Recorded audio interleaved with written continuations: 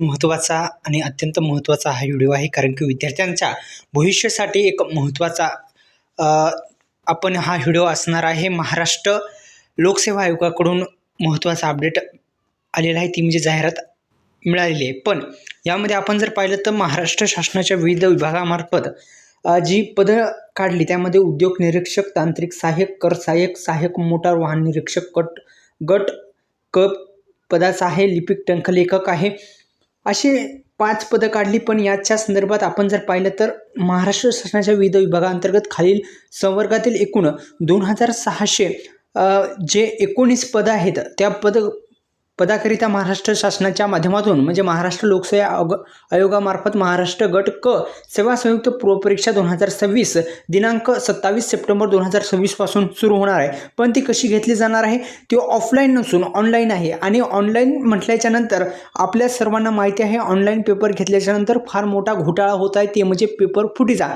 आपण जर पाहिलं तर जी परीक्षा असते ती परीक्षा आपण पाहिलं तर नीट परीक्षेचा घोटाळा झाला. म्हणजे काय झालं तर पेपर फुटी झाली.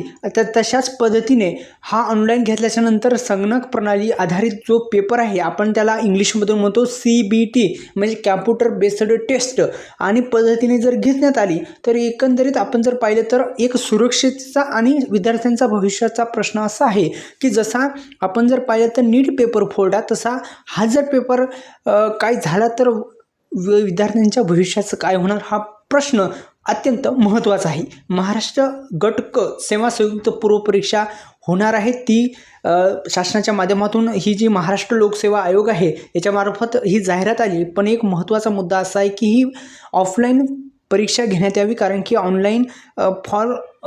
ऑनलाईन किंवा ऑफलाईनसुद्धा असलं तरी TET पेपर असेल किंवा नीट पेपर असेल, हे पेपर घोटाळे फोडणारे सुद्धा याच्यामध्ये सामील होत आहेत. त्या अनुषंगाने शासनाच्या माध्यमातून वेळोवेळी योग्य ते पाऊल उचलून ही जे महाराष्ट्र लोकसेवा आयोगामार्फत आलेली ही जाहिरात आणि ही जी पेपर होणार आहे 27 सप्टेंबर 2026 पासून, त्या पद्धतीने सर्व महाराष्ट्रातील विद्यार्थ्यांसाठी हा महत्त्वाचा निर्णय असणार आहे. हे ऑनलाईन नसून ऑफलाईन जर घेतली तर निश्चित सर्वांसाठी फायद्याची ठरणार आहे. धन्यवाद. जय शिवराय.